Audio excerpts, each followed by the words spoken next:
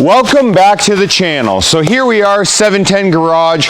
We're out here for another night. We're gonna do some mods to our brand new pickup. Just past Christmas, it's been a slow week for us here. You know, with the holidays, the COVID stuff, I went ahead and got a new truck. Why? The last Super Duty that we had was a 2019. Wasn't really ideal for what my dream truck was, and the dealer offered me a good amount of money for it. So they took it back. I got this one, and one of the cool things that the dealer did for me because of the COVID stuff was all the paperwork was sitting in this truck on the lot, Lysol wipes, pen, everything inside of it. I showed up, put all my stuff from my white truck into this one, signed the paper, and I put the paperwork back in the white one and I left. You know, I didn't see anybody, I didn't do anything, so it was a great experience. Now, we are lucky because the 19 and the 20 are pretty similar. This one has a whole bunch of options, which I do plan to go over with you, but you know, they're pretty close in some of the parts that we did have. On the white truck, I went ahead and I did a Titan fuel tank. That thing is 56 gallons, I believe, 55, 56 gallons, and the stock one's like 27. So it's almost double the capacity, and that's big for me because I do drive pretty far to go to work, and hey, more fuel is always better, right?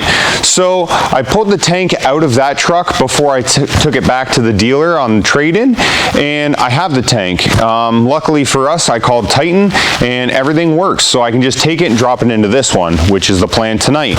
Also, we have a pedal commander, so I'm gonna put that in. Never tried one of these things before. Not sure yet if it's gimmicky or it actually is the real deal, so we will find that out. What else did I do? Got home, I put my LED headlight bulbs from the 19 into this 20, and that was just a direct drop in. So that was awesome, saved me a bit of money, and I do like the LED bulb. I don't have a Lariat or Platinum or anything, so it doesn't have like the factory projectors. So, hey, I'm still an XLT guy. I mean, it's got everything that I need. So I did that. The tonneau cover, I took off the old truck, put on this one, again, very similar. I had WeatherTech mats on the inside, threw those in here. So basically we're just trying to do a couple little things to make it our own. I guess that's enough talking. Let's go ahead and look at the tank. I'll show you what has to be done to put this one in, and we're gonna go ahead and get that in there, and hopefully we'll get that pedal commander in and go for a rip tonight. All right, so here is the large Titan tank, and it's kind of hard to see in the video. I will put the stock one beside this just so you can tell. But if you come around and you look at this side profile height here, this tank is almost 2 inches taller here, and the factory tank ends right here at this little wall that I'm pointing to. The factory fuel filter sits in this cavity. You can see this little white bracket right here.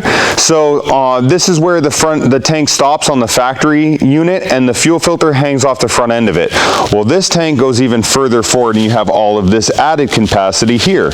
So you have to add this cross brace. All it does is there's a factory cross member in the truck on the frame. You slip the nut down through the top just enough that it can grab, and this piece goes underneath this tank, and that's it. You throw 2 bolts in it and you're done. So it comes with a new front strap, which I didn't know about. To be honest, I got in an accident with my old truck. Board came up off the highway and smashed the whole front end of this stock tank backward this way and blew the sides open. So I had this done. I paid the upgrade fee, and I got this done as like the repair work or whatever.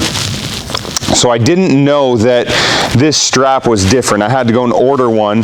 Luckily, the dealer had one next day for me. So I think it was about 60 bucks. So if you're gonna be buying this setup, this strap here is new. The one in the back that goes right in this area here is the stock one again. Now I just have this floor mat or whatever on top of it, just keep some dust and dirt out of it. But this is where your stock filler neck will go, and then the vent for the filler neck, so when you're putting fuel in, the air will come back through here up to the top. This one here is just a little vent tube, and that has a piece from the factory that clips onto the end of this and goes up to the frame rail, and then your stock sending unit goes in this big hole right here. So it goes down like this, and it's got a little ring that you turn, I don't know, like, let's say 30 or 40 degrees, and you're done. So to take this out, never doing it before, I watched the Titan install manual, or install video I should say, which was awesome, and never doing one or anything, this thing came out no problem. The 4 bolts on the factory tank on the straps, I dropped it down about an inch. I was able to get up on the top and undo the hoses from the sending unit and pull off the fill nozzle or the fill hose, and that's it. It dropped right out. This one still has about half a tank in it, so there is quite a bit of fuel in there, so it's pretty heavy. So it will be a little bit of a bear to wrestle to get it in, but I think we'll be okay. The only other thing that I did do was I took the jack and I jacked up under the axle to be able to slide it out underneath. I have a ATV jack, and that's what I used to put under here. It's got like a big pad, so that made it a little bit easier, so this thing wasn't tipping off, you know, on that little circle pad there. You know, I'll show you the ATV one, but I don't know, it's probably 18 or so inches wide. So that's the plan tonight, and then we are going to go install the pedal commander, and like I said, hopefully go out and take it for a ride. Now, the only other thing that I didn't know was on this fuel filter here, you can see this hole right here in the middle, and there is a bolt that comes up from the bottom. On the Titan video, I may have missed it, but I thought they said just to hit up on the bottom of that fuel filter housing and you can pop it up. So I tried that for a little while, and then yeah, luckily I found that bolt before I broke something. But yeah, that was the only thing that I kind of ran into some trouble with. But let's go stop talking and get this thing on. All right, so first step, sorry if the heater's a little bit loud, but it's like 38 degrees in here, so we're gonna have to deal with it. The first step is to go ahead and pull the 2 caps off your fuel fill and the DEF fluid. And there's a little plastic cover in there. You just put a screwdriver and it pops that cover out, and you can get to the 3 bolts that hold that filler nozzle in. You do not have to remove the DEF one. So yeah, we'll pop those 3 screws out, crawl underneath, undo the hose clamp on the bottom for the vent and the fill itself, the bigger one and the smaller one I just showed you on the tank. We can separate those, and then we're ready to start lowering that tank down.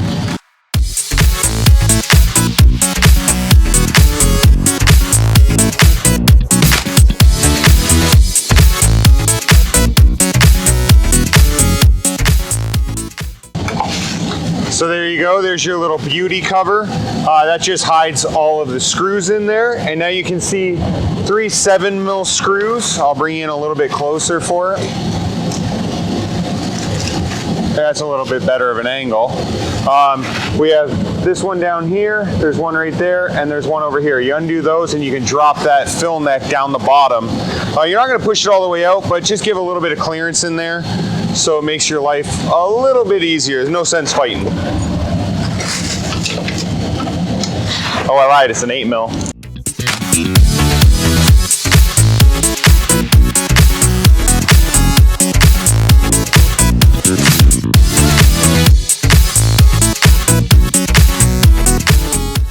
All right, so looking just underneath the truck, this is your fill right there, and then that's your vent that connects back into the fill up top. So you undo that clamp that you can see there, and there's a clamp just back here. Undo those 2 clamps. So what I do is I take a little flat screwdriver like this, and I'll just stick it in between the hose and that steel line and just work it all the way around, walk it all the way around, and you'll loosen that hose on that steel line, and you can pull the hose off the back, and this steel line here is going to stay in place. Then we're ready to move down here. As you can see, this is the strap that holds the gas tank in. We're going to take out this bolt. There's one on the other side. And then moving forward, you see the strap there. We're going to undo the bolt that's up top. Now this truck had a factory option of a skid plate. You can see the 2 bolts here and this hanger back here. So with this new tank, it hangs lower. So we're not going to be able to use this skid plate.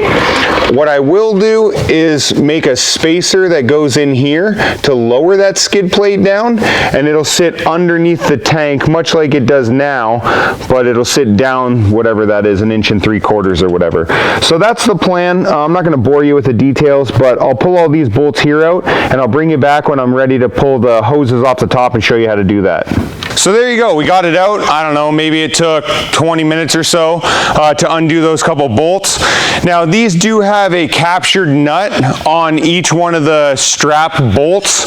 So if you look at this one, you can see the 2 bolts here. There's a little J-clip captured nut on the top, and make sure you put a wrench on there so you don't break that little the little tang that holds it. So now that that's off, these are the 2 hoses right here. Let me move this. These are the 2 hoses, that's your fill and your vent. Those are the 2 clamps that I pointed at originally. I stuck the little screwdriver around.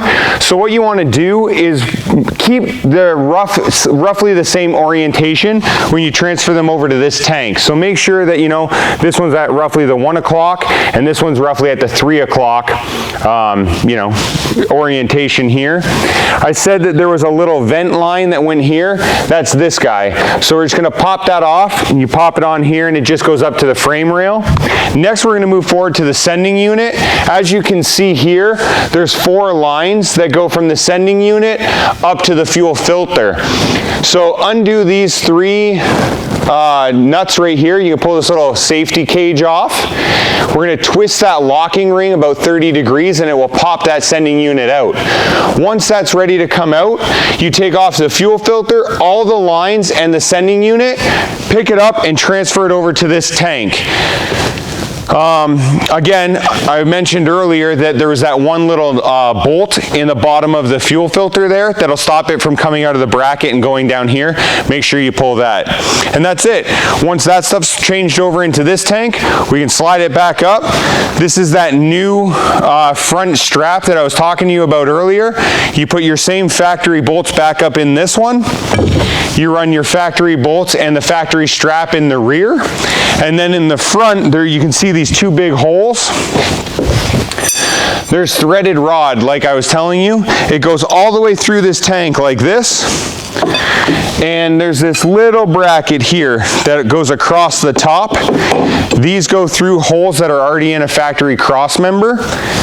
And then this larger plate with your nuts go on the bottom, and that holds this whole front section of the tank up in place. There's no modifications that you need to do with your truck. It does not have to be emissions deleted, as ours isn't. You know, it's only 2 days old at this point. So, you know, you can use it on a stock truck. You're not going to have to worry about, you know, MTO or anything grabbing you and pulling you over and fining you or anything like that. So we're going to go ahead and pull this and swap it over onto this tank. Stick around.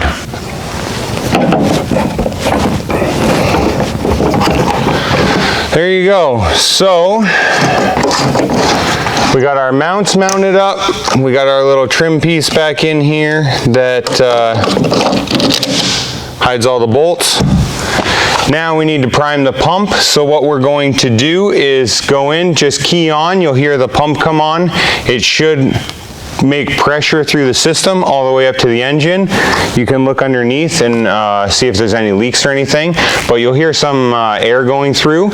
So just cycle the key, let it sit 30 seconds or so, turn it off, cycle it back on 30 seconds. It should, you know, alleviate all of that air, and then you should be able to fire it up and you're good to go. The only thing that we have to do now is change the distance to empty, because obviously it's a bigger tank. So not only is it longer, it's also deeper, so that sending unit doesn't fall as far. So maybe the distance to empty before was 50 miles. Now it's probably 130 or something, I don't know. So what we want to do is you can either use the program ForScan and go in and change it, or go to the dealer and they can change it for you. We have ForScan. We're going to be doing some other stuff with it anyways, so I'm just going to leave it for right now, and when we go and do our other mods, which obviously we'll make a video for and you'll see, we'll go through and we'll adjust it at that time. All right, so we'll go cycle the pump, and that's it for tonight.